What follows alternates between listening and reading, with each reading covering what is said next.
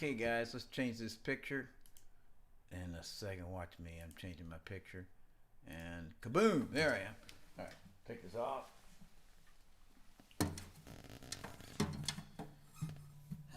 Okay, well, what a cool song. All right, now let's turn things off and turn things on. Let's mute that. This is good. There's a pretty good signal. Looks like need more. Okay, guys, how's it going? Oh, gotta turn it off too.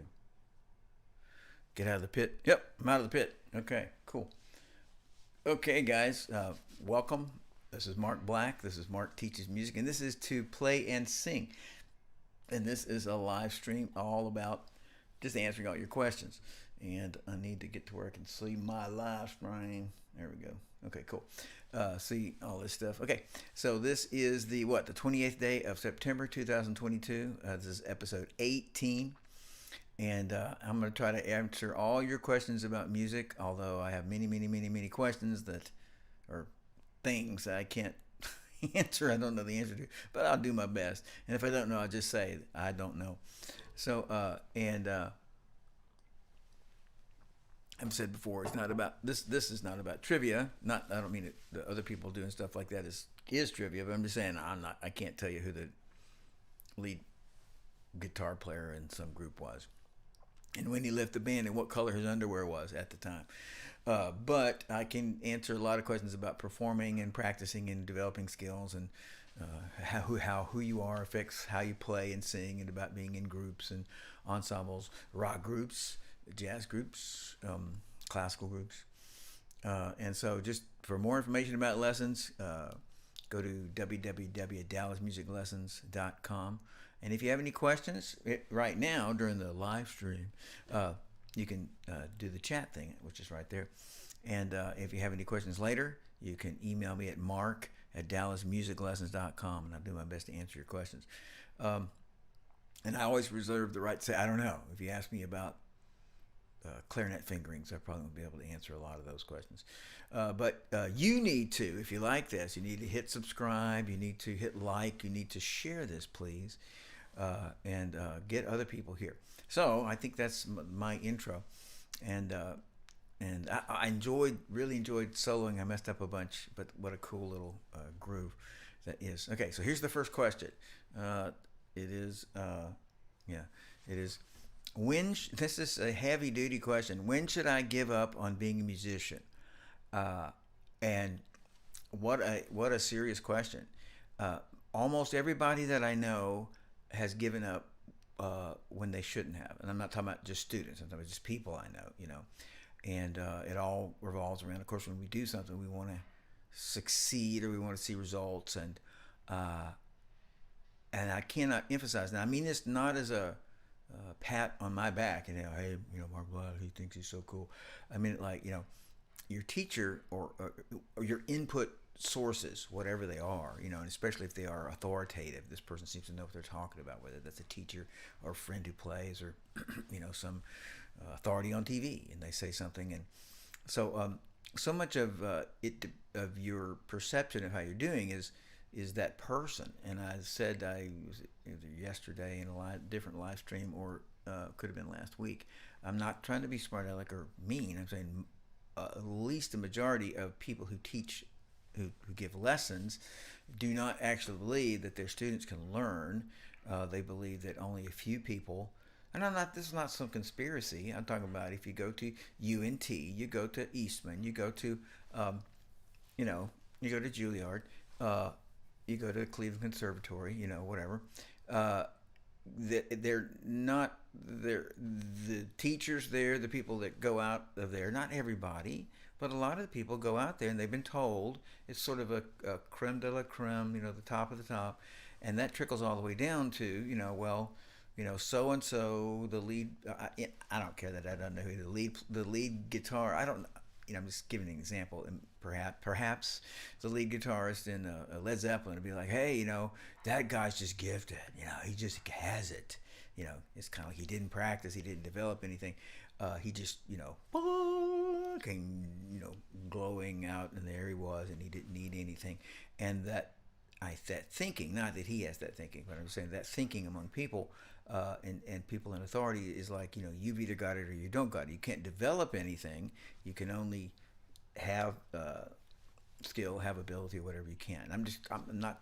There's lots more to this question than this, but I'm saying that's a factor of people saying, somebody saying, yeah, you don't get it, you don't have it, or intimating that, or just thinking when you come into your lesson or when you consult them, they're like, well, you're not this guy, or you're not this guy yet. I'm only saying lots of people I know have quit, and I'm not at all just talking about students, I'm just people I know, because they were basically put down, you can't do it. And of course, a lot of other reasons are things like I cannot ever practice. I will never see myself practicing.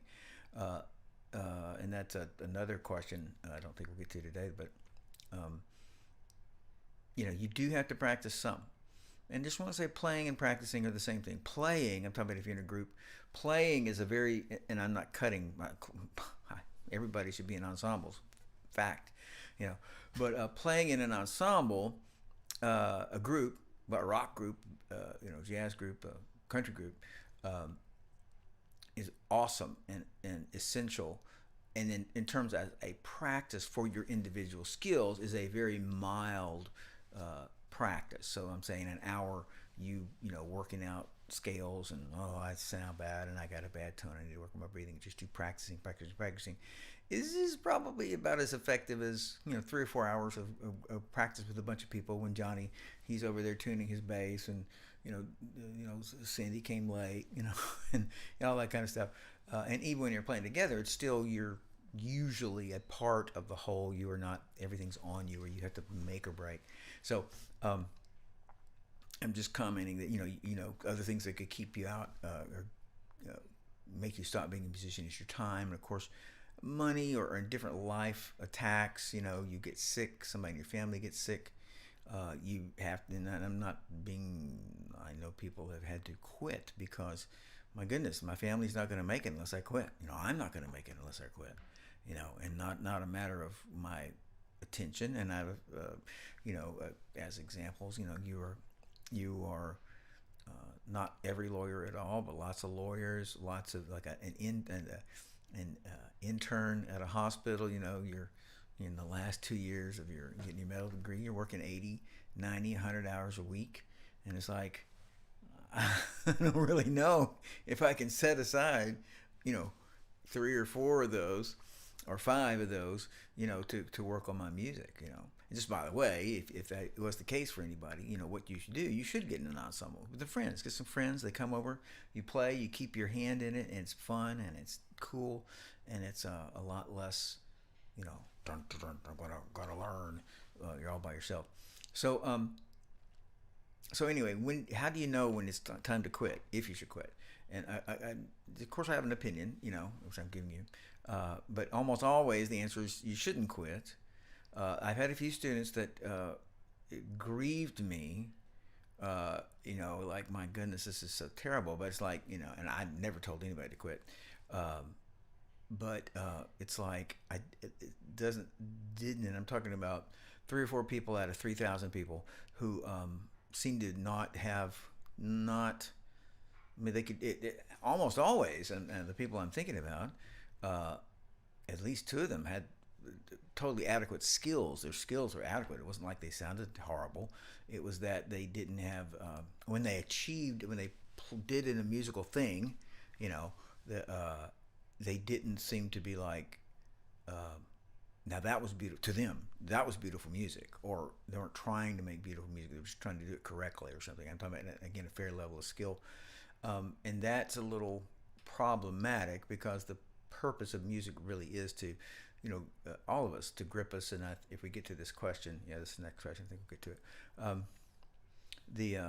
The purpose for all of us is, whether you like it or not. You're playing classical music. You're playing, you're a big Brahma, gigantic brain. I don't need no emotions. But everything you like, every classical piece, every rock piece, every blues piece, is in some way gripping emotionally or psychologically. This is so dramatic, so powerful, so skillful, so sad, so powerful. and it's all we're all discussing emotional slash psychological things. You like that. Everyone likes that. That's what music is about. So so anyway, um, one needs to be able to accomplish that. Now, almost everybody can, and so anyway, I almost if you and please if you're considering nothing, forget about lessons. I thought you just happened to hear this video. If you're considering stopping being a musician, please send me an email, and I'll talk to you. Give you my advice, which would almost everybody is to hang in there, and to not give up, not to quit, and not me. There are not a lot of great teachers, but there are certainly many more than just me. So if you're really considering stopping, and let's just say well, first thing I'm going to say, you need to consult many people, and you need to people who care about you, and you need to people. These are people who are trying to get people to succeed in music. Again, I was saying at least 50% of teachers are just weeding people out. You're taking lessons to pay me money because the teacher, I'm a great musician, and you're funding me. There's no chance of you being a great musician, but you're funding me. And then, 4 of my, 40 students are really, they might be something. You other, 36 are just there to fund me so I can teach these 4. And they would never express that. Of course, they wouldn't have any students, but they also maybe not have had that full thought, but see how they act. So I'm saying you're talking to people. What should I do? Are these people who try to get other people to succeed, who the person, you or somebody else, are going like, they can't do this. Now, why? How can I get them to get through this? How can I get them to discover this? So I know, I'm a musician, of course, and so it's a big deal to me for somebody to stop and to feel like they can't do it, So I'm just saying it's like a very momentous decision. It's not just like, it's really cute. I've had, I don't know, about 4 or 5, SJs, very duty-oriented, and their families are that way. And the point is, they'll sign up for, to get in the band. I'm in the band. I need to take lessons. They'll take lessons, regularly and practice and do recitals, everything for, 4, 5, 6 years. And as soon as they graduate high school, they put that horn up and never play it again. They never had any intention. I mean, I don't mean it faulting them. It's more like they never had any intention. It's just, I'm in school, in the band, taking lessons, playing my stuff. Now I'm done. It's over. So, but more people are, they're in music, trying to do music because they care about music. So, and don't forget that, send me your questions now. So I'm going with this. So you talk to several people, and look, your doesn't have to be your wife, your mom, they can be tons of people that thing of like, you can't do it. I can't tell you how many people in the music area have been shot out because their husband said, well, you don't have it. Well, how would they know? Are they great musicians? Have they led many people through to success in music? Well, then they don't really know. And I'm not talking about husbands or wives. I'm just saying, so it's kind of a careful thing. You're kind of like, and you can't exactly go to whatever, SMU, the music department, and say, hey, you think I could learn how to sing? I don't want you to teach me sing, but I've been trying. How's this?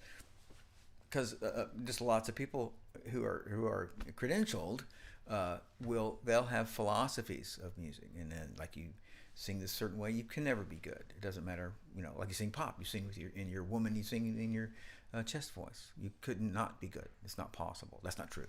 But there are people who think that. So I'm just saying there's a lot of prejudices and things. It's hard to kind of get your way through that. So you talk to a lot of people who seem to be responsible, who seem to care, who are their business. They see their business as getting people through and teaching them, and those people growing. They believe in people. You're watching out for prejudices. And there's a mosquito in here. And you keep trying. And again, I think I said in the beginning, almost always it's bad instructions and bad concepts. May not be somebody told you, maybe your own little idea, like when you're a little kid and your parents, you sneak in on some movie you were supposed to watch, scary movie, and then you decide the aliens for for 5 years or whatever has some weirdo concept about the bathroom or something, and so people get their own weird concepts like you can't like you should learn classical music first, like that. I've had many students think that, and there's lots of benefits in classical music. It's a wonderful music, but the only reason to play classical music is I love classical music. And if you have a good teacher who says, I'm going to teach you correctly the right way to play your flute, and you want to play jazz flute, we're going to hold the flute correctly, we're going to have a great embouchure, great posture, everything's going to be great. And so if later on you decide to play classical, great, you're ready. There's nothing keeping you back. So you need to, in this decision, you need to clarify what are your goals. Were you just wanting to play rock? You wanted to be Jethro Tull. I'm sick on the flute for a minute. Ian Anderson. And what are your goals? Are you just trying to ad lib? Are you trying to read like a great? Are you spread out too much? Doing too many things, or like the thing about the classical music. I got tons of people come in and they're like, well, I want to play classical guitar, and I'm like, well, what kind of music do you like? And I'll be like, I like Led Zeppelin, and I like Pink Floyd. And it's like, well, why are we learning classical guitar? Like, well, I want to do it right. And so that's a misconception. And so, if your goals are X, then let's look. You look yourself. Are you going towards those goals? Are you headed for the things that you are interested in and you care about? The reason you got into music. Just by the way, music is a skill. If I love Spanish and I love Hispanic people, and so I played around with learning Spanish for 40 years, and I know about 200 Spanish words. And I'll try it for 2 months. But it's all a matter of time. If I really care about it, then I know that I've got to, I don't know what, but I got to spend a couple hours, 3 hours or something like that a week. I got to speak to other people in Spanish. I may have to take lessons. I don't know, but I've got to spend time on it. I can't just say, boy, I wish I could speak Spanish. And what we think is like, well, let me just, I'm just going to run around and somehow I'm just going to absorb Spanish speaking without actually doing anything to speak Spanish. And again, I could talk to a lot of Hispanic people frequently. I'm not kidding, I could move to Mexico City or spend a vacation in Mexico City for a month. I mean, this would be like being in a band. Like I'm not that great at it, but here I am and surrounded by Spanish. I could take lessons. I could, buy books and spend time, but I got to spend time. And so you need to make sure you're spending enough time, and enough time, Mark Black says, is about 4 hours a week, and that's not an amazing amount of time. 40 hours a week is an amazing amount of time, and lots of people do that. I'm not trying to get you to do that, but I'm saying like about 4 hours a week is when it's kind of like, that ought to be working for you. Okay, you ought to see some results with that, and make sure you're paying the price. And I define that as a pretty low price as far as I'm concerned. 40 minutes, 4 or 5 days a week, something like that. And then just by the way, if you like music, who cares? If it's not going like it should be, or just stick in there. It's pretty cool stuff, And even just plink out a few notes and enjoy yourself. That's a great reason to do it. All right, so there's my answer for that. When should I give it? Let me recap. You really shouldn't. If you feel like it's a really big deal, you need to talk to people who care and believe in people learning and getting out of their difficulties musically and discovering things. Make sure you have clarified your goals. Are you actually headed towards where you want to go? Are you paying enough of a price, a little price, but you're paying enough of a price to achieve those things? Okay, now, here's the next question. Okay, you're always telling us we have to perform alone and in public. Okay, I guess that means alone up on stage. Why? I don't think I really have to do that to be good. Well, you're wrong. You're wrong. The reason you're wrong is this, and I agree, except that I love music, but for most people, sometimes I completely understand somebody saying, I'm not trying to get in a band. I'm not trying to make an album. I'm not doing an audition or making an album. I just want to play some songs. I like music. I just want to play some songs. I think they're cool. I'd like to be the maker of the song instead of the consumer of the song. But I don't have any huge, you know, goals. However, I can show you why you have to perform in public, and that is simply, and everyone listening now or later, just look at your playlist. Pull out your phone or go whatever you got, Spotify or whatever those things are. Uh, Look at the songs on your list, and you'll find that there's no lame songs or musicians. There's no they can almost do it. There's no people who can do it correctly but not excitingly. There's no songs that are just adequate. It's okay. It's not that bad. There's not a thing on your playlist that is like that. None of it's adequate. None of it's okay. None of it's just correct but not exciting. It's all powerful, dramatic, exciting music. Even if it's just people bellowing at the top of their lungs, like a lead singer the lead singer in a metal band. He's doing a lot of stuff, but primarily he's being super emotional. And it's like, so that's all that's going on. But still, what is it? It's emotion, it's powerful, it's gripping. You're going, whoa, and that could be the same thing for classical. It doesn't matter what the kind of music is. All the music everybody likes, including you, is engaging, exciting music. And practicing, unfortunately, does not develop that. Now, there's always, if we take 10 people, really more like 30 people, there's one or two people in those 30 people who are, from a performing standpoint, we could call it performing skilled or emotionally skilled. Dramatic people. There are people who are physically skilled, like they suddenly it's like they're playing stuff great, and not in direct proportion really to how much time they spend. They spend an hour on this, and it sounds like they spent 6 hours. There's always people. I'm talking about any group of, and that would be in any field, but we'll look at it music. So those 30 people, there's one or two people who are just going to go like that, and but out of the people who are famous and good names that people who are good. 70% of them are people who fought and learned how to overcome their they wouldn't come weaknesses. It's just these other people had these, what's the opposite of weakness? Strengths. These other people had these super strengths, and the super strengths just took them out. And then these other people who are famous, and you know their names just as much, are people who had to work on things. They had to work on their stage presence. They had to work on their intonation. They had to work on their projection for their vocalists. They had to work on things. And if you look at that playlist, now this is the point right here. You look at that playlist, all those people, you know what that is as an indicator for you? That is your, the matrix. This is your residual musical self-image. You remember in the very first Matrix, when he gets unplugged and he is towards the beginning, and he goes to this big white blank room, and Morpheus says, why do you think you look like you do? You could look like anything here.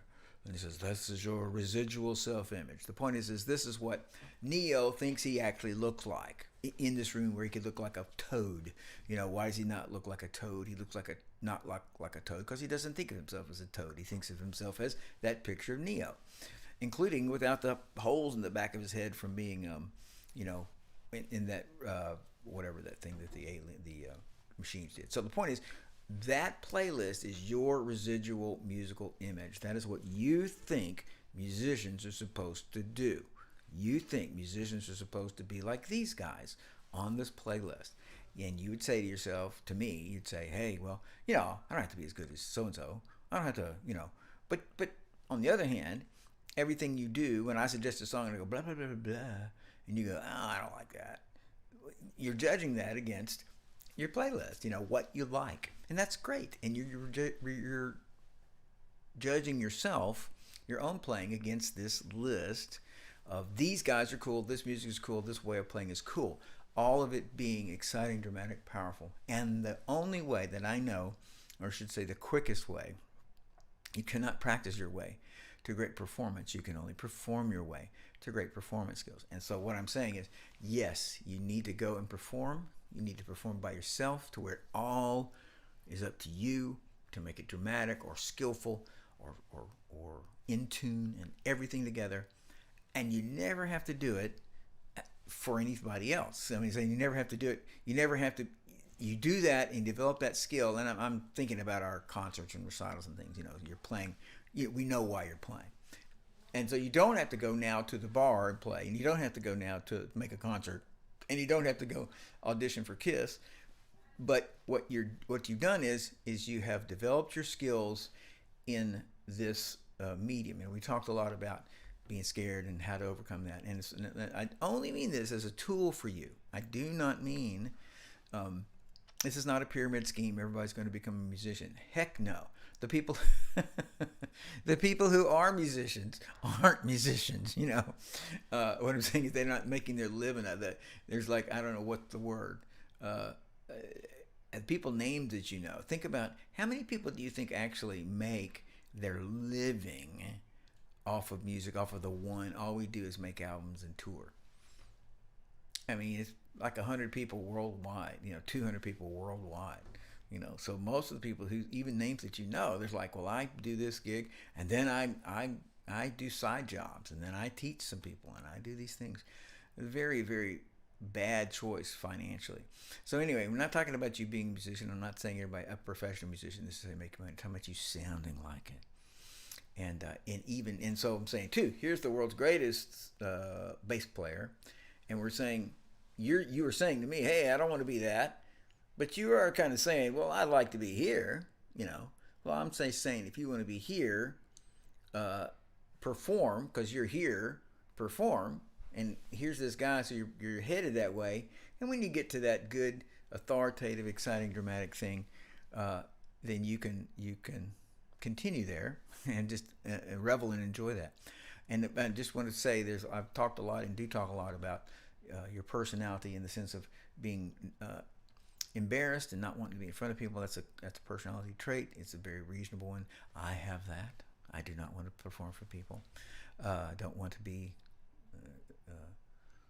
here on this thing in the sense of, you know, wow, I'm a big showman. I'm not, even though everybody thinks I am. It's just something I do to help other people learn. Okay, so anyway, oh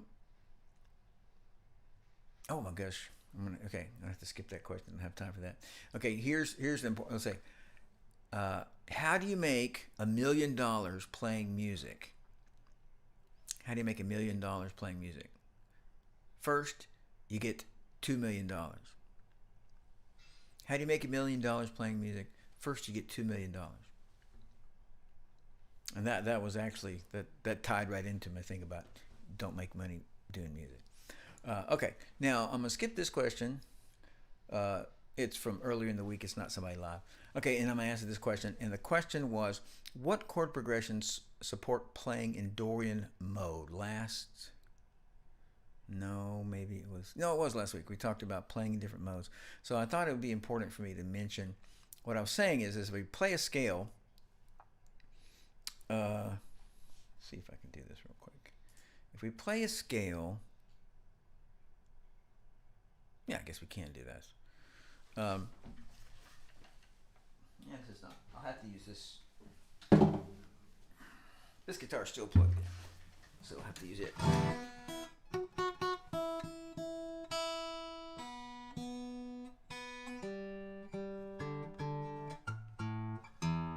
Okay, pick plectrum.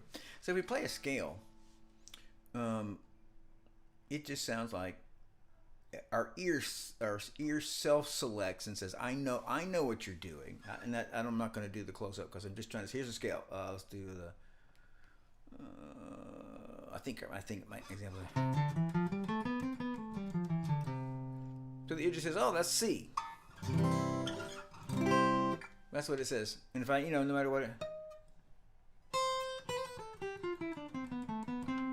And we talked about it last week. The C major scale is the D Dorian minor scale, the E Phrygian minor, F Lydian, and on and on and on. Same notes. That's what I'm saying. How would we call this group of notes? C, D, E, F, G, A, B, C. How does that become so and so mode? It's the chords behind it. Which are the like my picture right now. You see me. If there was snow and mountains behind me, you'd be like, what is that? And then Bugs Bunny cartoon, I'll tell you about that later. But then suddenly there's a sandy beach and water, an ocean behind me, or suddenly New York, a sidewalk of New York, and people are walking by, still my picture like this. So this background behind me is a lot of what defines, what's going on here. So this same scale, I think I had this, and I just wanted to do it real quick because I wanted to help. Just be a little more definitive. So here's the scale. Now, wouldn't that be nice if that was sitting here? It needs to say Dorian. Doesn't look. Nothing's really showing up here, saying Dorian. I thought I had this right here in front of my face. Blues, minor. Well, I just may have to abandon this. Darn it. Well, I know this song. This is, the land of copyright, which I detest.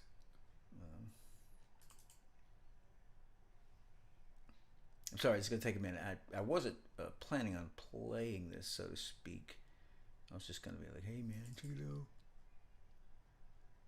Yeah, that ain't right. And this one's not right. Computer's being all thoughty, like stupid computer. I'm tore down. Let's try this. Fixing to get up. I know y'all are excited. Blues Power Live, CG Blues Classic Blues. Let's try that. I think that's the one. Yeah, Hideaway. No, the Healer. Okay, I'm gonna skip. This is sort of in Dorian minor.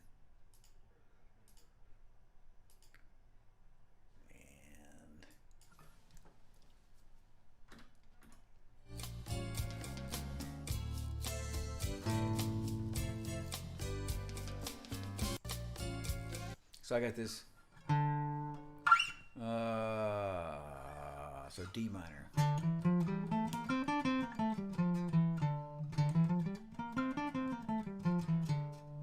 Well, actually, D Dorian minor is going to be C.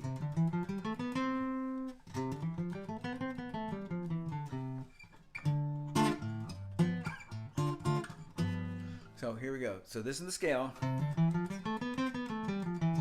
This sounds like band, right? Doesn't sound like anything. So I'm going to play it in the song though.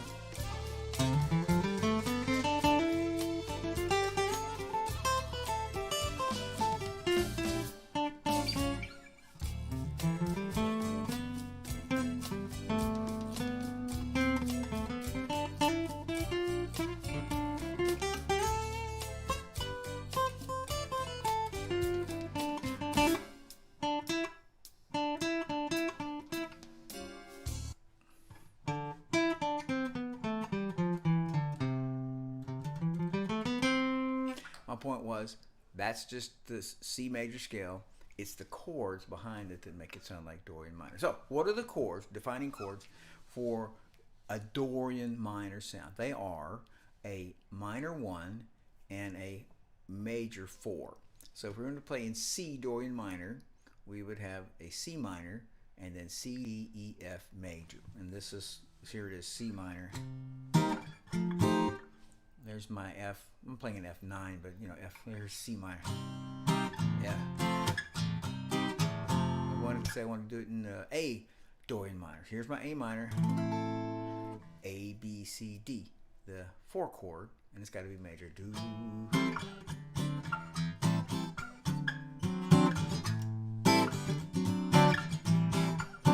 So that was all I wanted to say. I wanted to define. So the Dorian scale is the same thing as the natural minor or the Aeolian minor, but you raise the 6th scale degree. So you go in the A minor, A, B, C, D. These are just the notes of the C scale. A, B, C, D, E, F sharp. Raise that F to an F sharp, and then G. Now, A, B, C, D, E, F sharp, and G. The chords that would work with that, we go in A minor, and D major. A minor, D major, minor 1, major 5, a major 4, A minor, major 4, A minor, major 4. Now check out those notes. A, B, C, D, E, F sharp, G. Those are notes of the G scale. So by the way, without having to think about it, if I want to play in X Dorian minor in terms of my scale, I just play the major scale a whole step lower. If I want to play in C Dorian minor, I play the B flat scale, C, and I go down B to B flat. I use the B flat scale over the C Dorian minor. My chords would be C minor and C, D, E, F, F major, C and F major, C and F major. My scale would be the B flat scale. Yes, I'd be starting on C. And just say, let's pick another one, the G minor, G Dorian minor. My chords would be G, G, A, B, C, C major, G minor, C major. The scale would be F. Go down a whole step from G. Okay, we're done. Let's see. I don't think I'm leaving anybody hanging here. No. Okay, so again, this is Mark Block. And if you need more information about lessons, go to www.dallasmusiclessons.com. And if you have any questions, since this is over, email me at mark@dallasmusiclessons. And as always, listen, until you see you again, you have a great week, and I want you to have fun, and I want you to be awesome. And I always do this too late, but okay, see you next week. There's a sorry. Improvising Tuesday at 7:45. Questions this date, Wednesday at 7. See you next week.